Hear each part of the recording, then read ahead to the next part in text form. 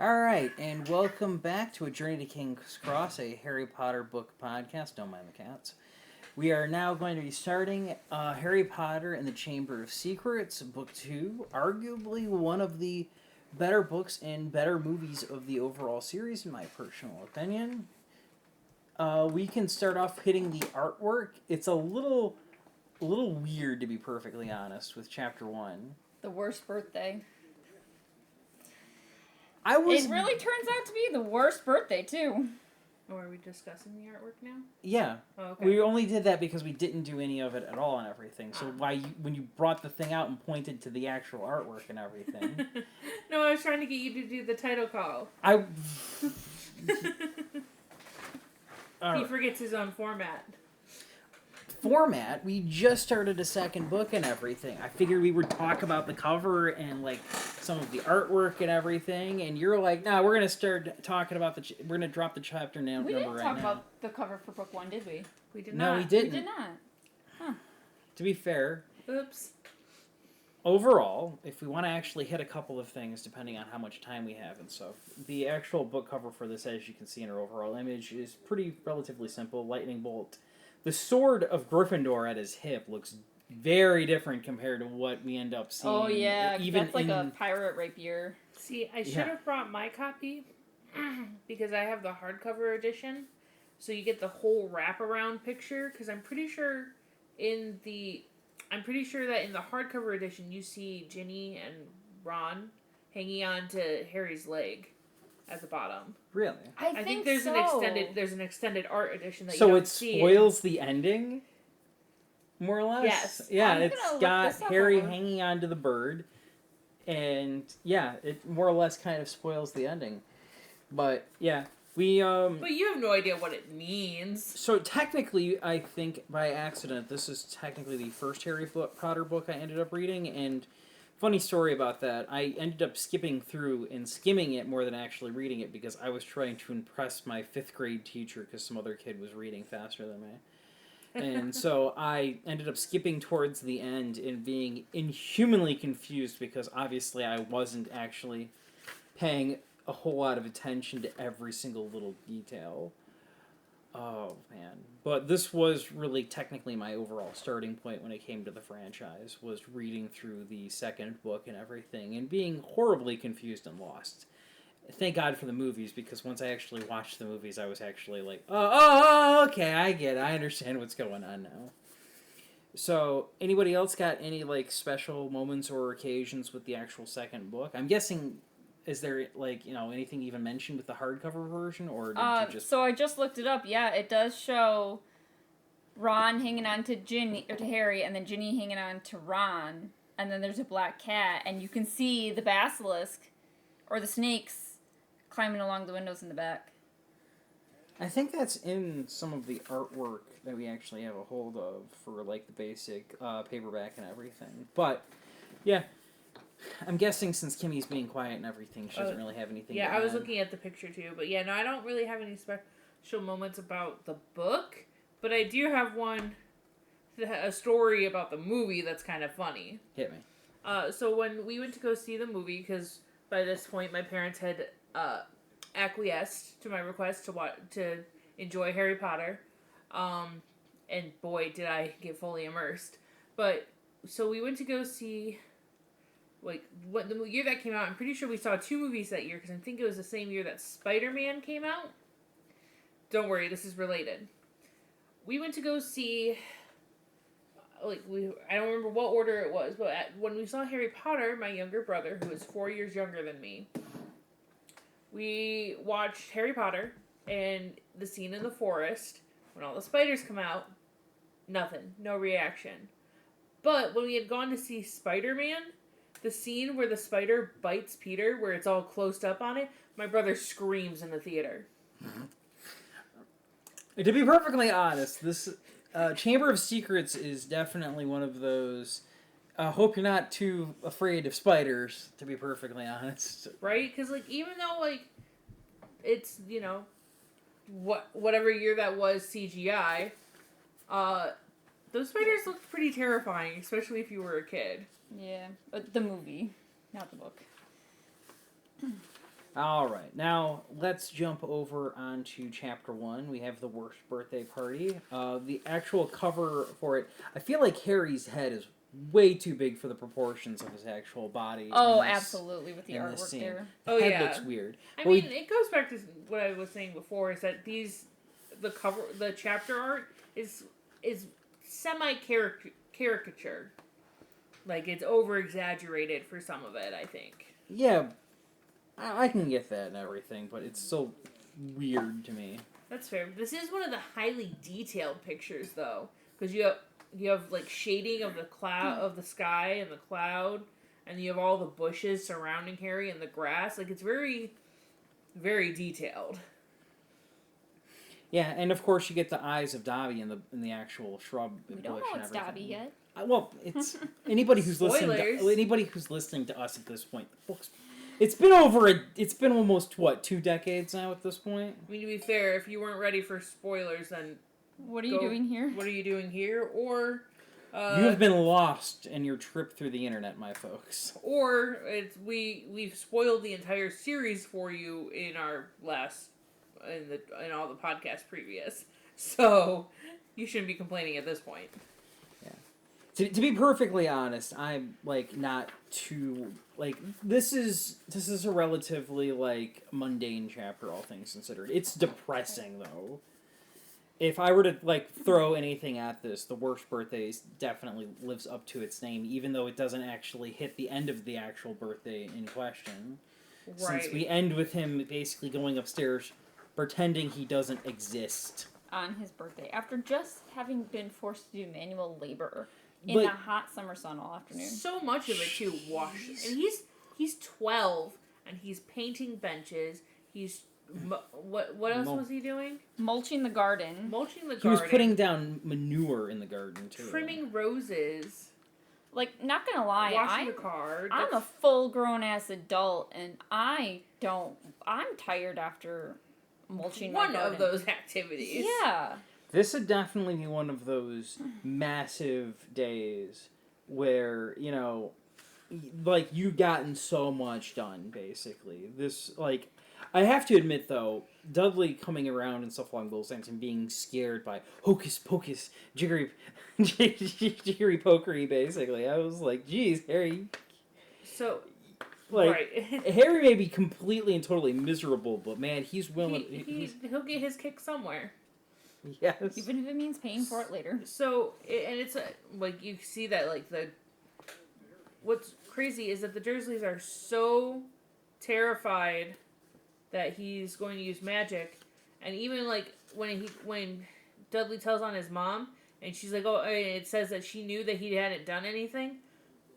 She should know the whole time that he's not allowed to use magic, because her sister wasn't allowed to use magic. Either she's pretending she doesn't know, or the rules were different when her sister was going to school. Right. And considering how the 80s and the 70s worked and everything, I wouldn't be too surprised. Oh, but no, they weren't supposed to use magic, because I'm pretty sure that Lily mentioned something about using magic outside of school, and Snape says, no, you're just a kid. They won't hold that against you. Yeah, but was Petunia actually listening in on that part of the conversation? Well, not that part, but later she would, you know, when her sister comes back from school and she's not using magic.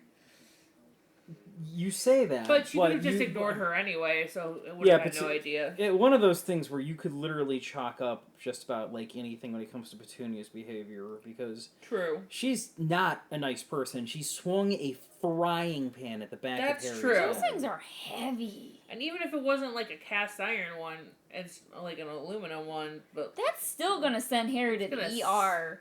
it's gonna Man. smart, that's for sure. Like, He's a 12-year-old, he'll bounce back. I know, but like he's Wizards a are muggle. hardy. Yeah, wizards are hardy and everything, but it's the principle that matters. But This is also like- the this child abuse. Again. This is a real jerk move, to be perfectly frank. I will have to say that listening to this book reminds me of one thing that I hate about some books. Like, I understand doing a small recap, like a little bit of like what happened in a previous book, but man, this one This is the did whole chapter. the whole chapter basically talking about how like, oh, going to school, like he just got back from school and all of the things and all of the things and all of the things. And it's like, man, if you haven't realized by this point you're in a second book, like it's like, huh, it's really tedious trying to read through books for me. When it's like, if you, the more you do, I gave up on a book once because every chapter it mentioned an event that didn't even happen in a previous book. So I'm like, man, I forgot how much they did in this first chapter. I'm like, geez. Well, some of this is catching people back up. We've got quite a few descriptions of the family and everything, descriptions of Harry. Oh, like, Well, that part's fine. I honestly don't see what you're saying, to be perfectly honest. I do. I'm gonna go kind of middle ground. I feel like it is probably because we're listening to them back to back. It feels more redundant. Yeah. And, I think like, for most readers, or for people who read, it makes sense to recap because who knows how long they've gone between the books, or not as many people have as much retention. People, there's also a fair number of readers who are ADHD like us and will devour a series in a week. Right. I could not remember half of what I remember reading through the final book because I was such a hurry to run through it. Same. Oh, by the way. So that's why I'm like, I don't mind it so much. Back onto this actual chapter, though. So while Dudley lolled around watching and eating ice cream, Harry cleaned the windows, washed the car, mowed the lawn, trimmed the flower beds, pruned and watered the roses, and repainted the garden bench. All in basically the single afternoon. That's insane. I'm gonna do one of those and be gone on the couch for a few hours. Also, damn, Harry got good work ethic, but still. He got 2 slices of bread, a lump of cheese, and that was it to eat For dinner. He should after all that work. No wonder he's malnourished. Yeah, they're working him and not feeding him. Dude, going to Hogwarts after getting meals like that on a regular basis. I know it gets worse because I think after chapter 2 or something along those lines, they basically stop. They do them even dirtier when it comes to the food. Gets half a can of soup or something and has to then split it with Hedwig. Cold soup. Jeez. Which, speaking of, poor Hedwig. Poor fucking Hedwig. How that bird managed to survive Magic. summer after summer with very little ability to hunt for themselves. Actually, I'm pretty sure after the first book, or after this book, she's allowed out. Yeah. I think this is the only one where they force her in her cage. But 3 months. And that's not it's never fully described. But going based on the movies, that's not a housing cage. That's a travel cage. Which means she can't even stretch her wings. Good thing she's magic. Yeah, there's a lot of things that happen in this chapter that Look, thank God for magic because they didn't stop at child abuse. Do you think they're gonna stop with animal abuse? No. I'm really surprised. To be perfectly honest, I feel like Harry would have been better off letting Hedwig go, and basically just I'll see you in the fall. Stay here if you want to. Come visit me, but do not get back in the cage. Right. Just stay outside. Find a tree. I'll see you in the fall. Bug them the hell as much as you damn well want. That would have been a smart move on their part, yeah. But not only I was just thinking not only can she not stretch her wings because this is a travel cage and not a housing cage. Can you imagine he's not even allowed to let her out to stretch her wings? They're not gonna allow him to find a way to clean that crate or that God. cage. Well, no, with the way Petunia is, I'd be shocked if he wasn't required. So that might explain why she was allowed to stretch her wings on occasion. Well, he had to let her out in order to clean the cage. That would, yeah, I would hope. Potentially, depending on how the cage is designed, even for a travel cage, there could just be a tray at the bottom that he can pull out. Also, owls don't have the same kind of digestive system as other birds. Their food mostly goes into pellets that they then puke up. But still. That's a mess that would not smell great inside of a house. Well, fair, but also not as wet, messy as most birds. You got pellets. You got the droppings. You got the fur. You got the drudges of food. The fur. Feathers, I meant. Oh, feathers. Drudges of food. Feathers makes. Yeah. You're right. It's not going to be great. But I'm just saying, like, it's not as bad as most bird cages. But still, not good. And it probably has just a tray at the bottom that he can pull out. I'm surprised, thinking about this now, I'm surprised once Hedwig was free, she didn't, like, nip fingers off for that bullshit this summer. She's a very smart bird. Maybe that's why she gets so vindictive in the later books. She holds a grudge very easily against Harry. Well, she usually forgives him, and to be fair, she's more upset because of the bullying the tree gives them later on and everything. That's true. So she has enough understanding of her surroundings to realize that her being cooped up in that cage for 3 months is not his fault. That's fair. And thankfully, she doesn't have enough magic to magic herself out of the cage. If only. To be perfectly honest, that bird deserved to live. Yes. Anyway. Spoilers. Yeah. Harry's famous line of, "Oh, you figured out the days of the week," basically towards Dudley, is pretty funny. The magic word, setting off the entire family basically at breakfast, is also kind of comical in the grand scheme. Man, how do they act around people on a daily basis who say stuff like that? Especially since say the magic word is such a common line when dealing with a bratty child that doesn't want to use their manners. Right. I will admit that one thing is, like, some people might think, well, Harry his birthdays were never special. They were always pretty awful. This one is the worst birthday, not because he's being treated much differently, but because he finally had people who he thought were friends and cared about him and everything. And then all of a sudden they're gone again. So that's why he was actually looking forward to something for his birthday and got nothing. And I can admit that's the worst feeling ever as a child, is counting on your friends to make a day special and nothing. We've only gotten like 17 minutes into this basically right now, and I feel like we're already kind of getting to the point we're at, or we're running out of things to really say about this. Very short chapter. It really is. This is part of the reason I was okay with you swinging by as late as you did, because I was like, you know what, we shouldn't be going too super late. That's part of the reason, though. Minor spoilers for future chapters. Is why I never really liked Dobby for like the longest period of time. It took me forever to warm up to the character, is just remembering the extra torture that Dobby put him through over the course of this book. And not... Yeah. Dobby had great intentions. His heart was in the right place. But Dobby, you're a dick. To be perfectly honest, Harry has the patience of a bloody freaking saint when it comes to that house elf, because I gotta be perfectly honest with you, I would not be much nicer than the Malfoys if this was basically being done to me, especially if I had to add on top of all of the responsibilities and other like shit that I'd have to deal with at the Dursleys. Like, the one little thing that I had to look forward to over the course of this summer has been legitimately taken away from me for no apparent reason.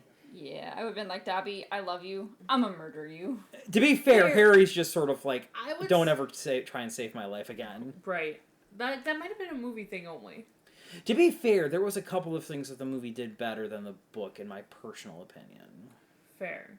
I will say, I think that maybe the reason why Harry eventually is more understanding is especially when, like, at the end, he sees how Lucius is treating him.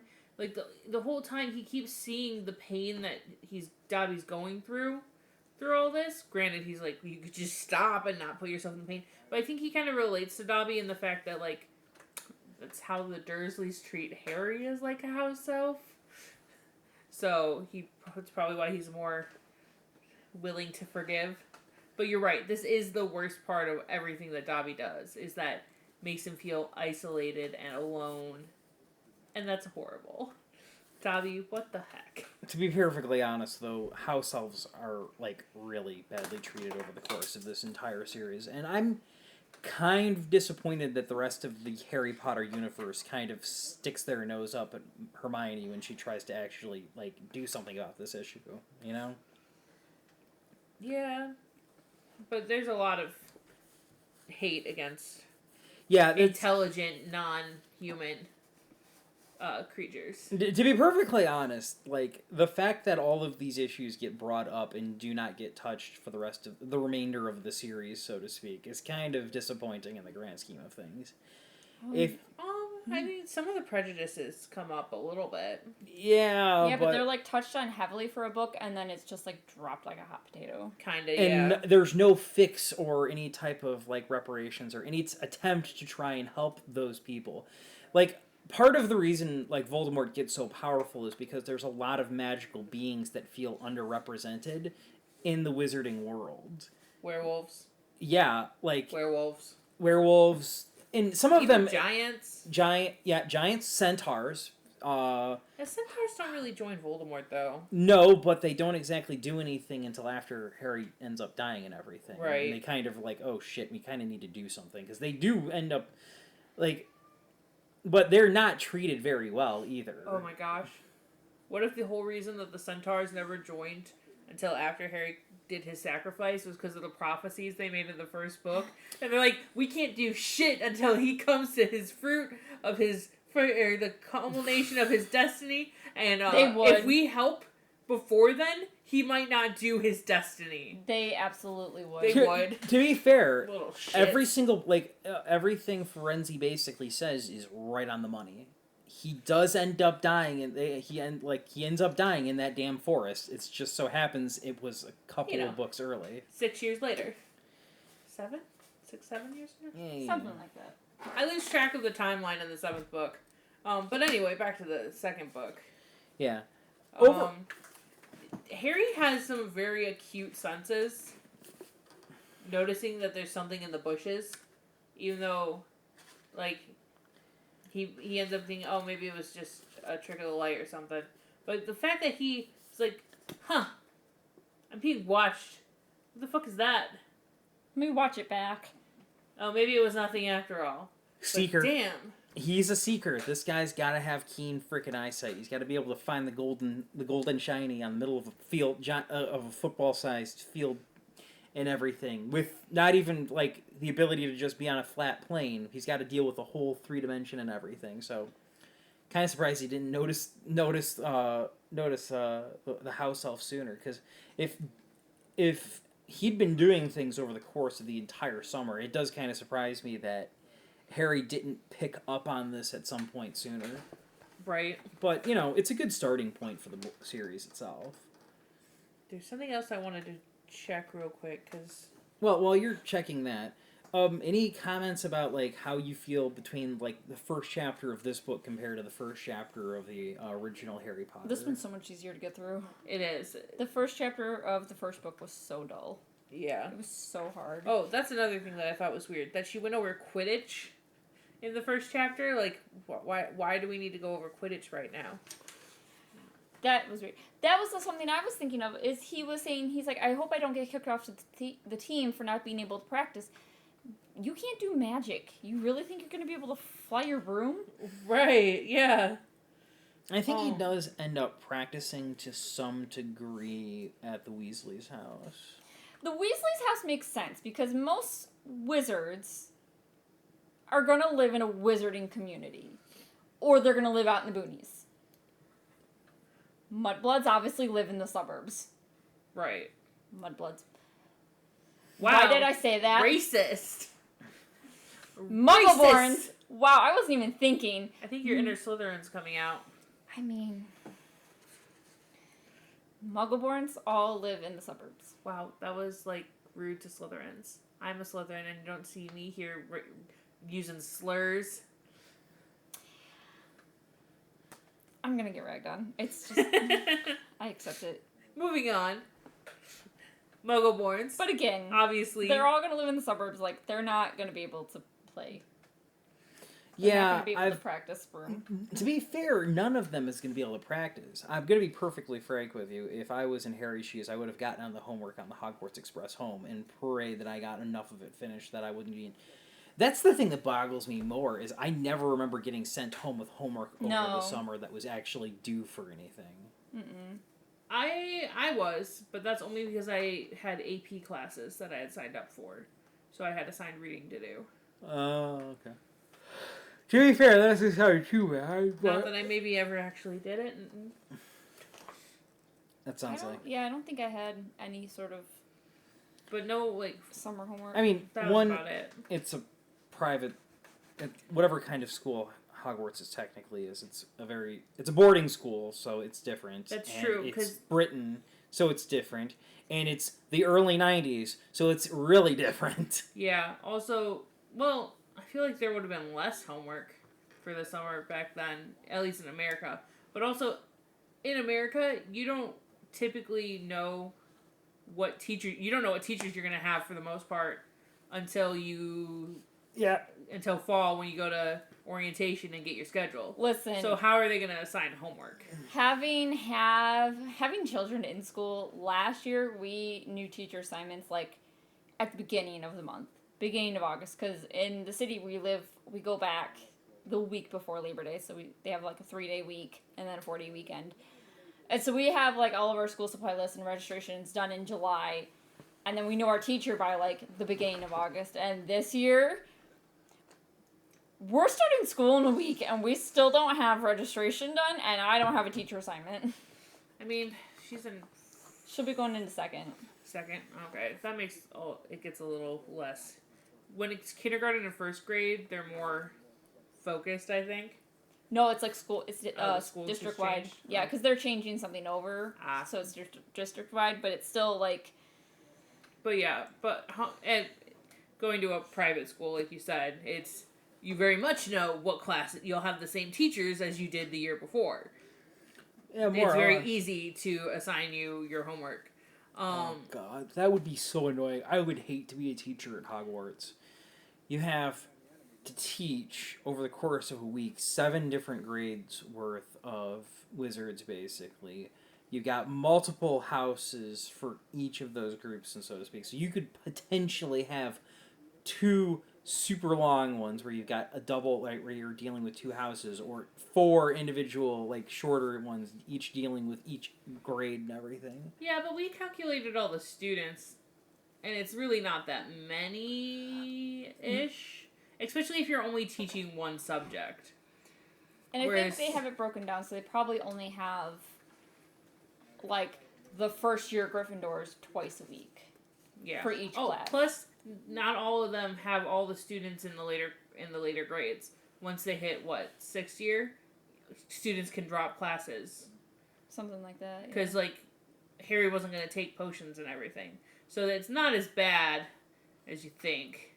It would still be annoying, though. Could you, being a teacher means you have to update your teaching information based off of your grade continuously. And there's constant government changes and shifts and stuff. Now imagine doing that for 7 different years of education by yourself. Yep. You're teaching the beginning class and you're teaching the end of class and everything in between, and you got to keep up to date on all of it.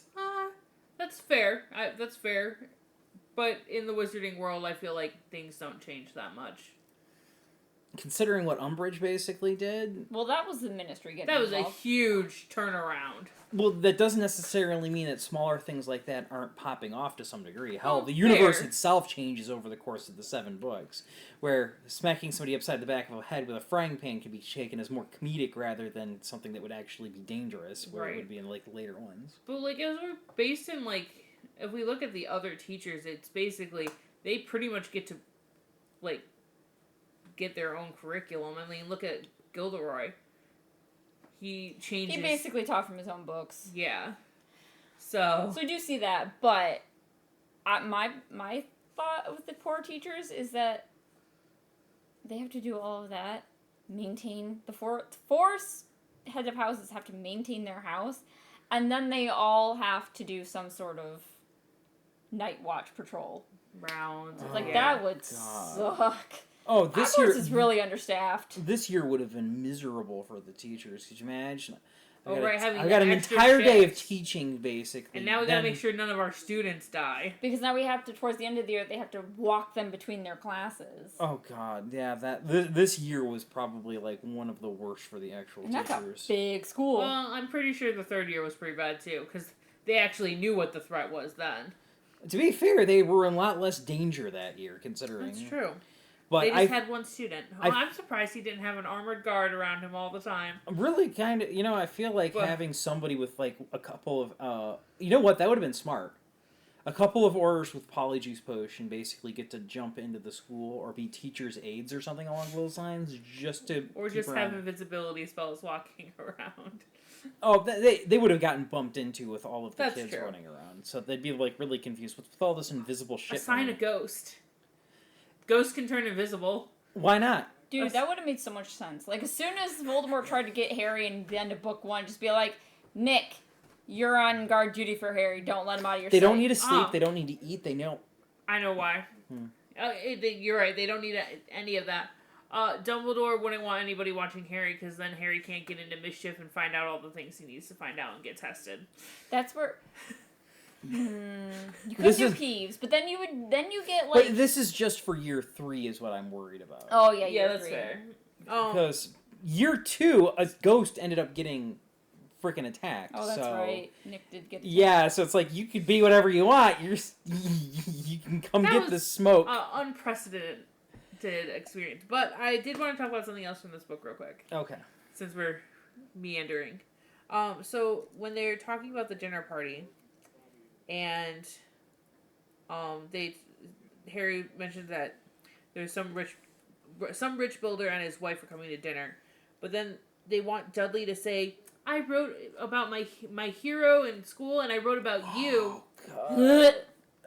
Ew. But my question is this guy supposed to be really well known that it would make sense for Harry to do, or for Dudley to do that? Or I don't it care. sounds super out of pocket. Like, oh yeah, I wrote about you as my hero, Mr. Mason. The fact that things How'd were... you know about me? The fact that things were apparently going well until during the dinner party, from what I can remember, up until the point where the owl shows up, is kind of concerning on like what type of people the Masons are, to be perfectly frank.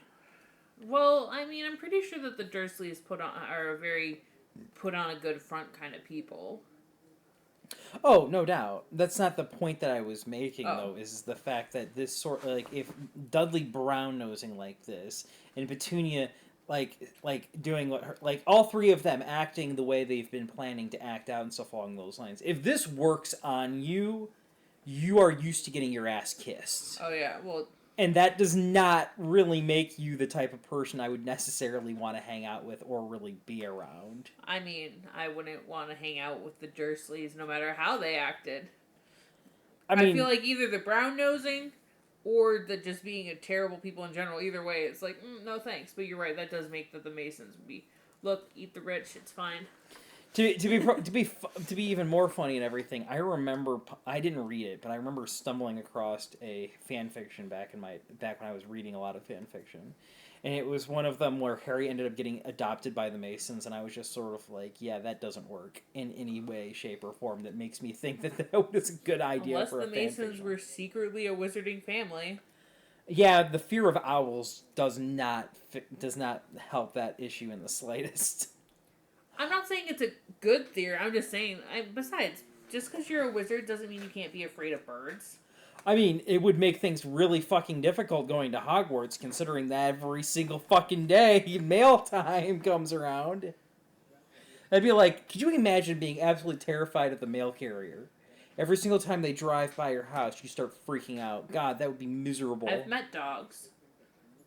Yeah, but dogs aren't functioning members of society. They're pets. Wow, that's hurtful. Sorry, Kanji. I'll be sure to tell them all that you got demoted from your assistant manager position at work.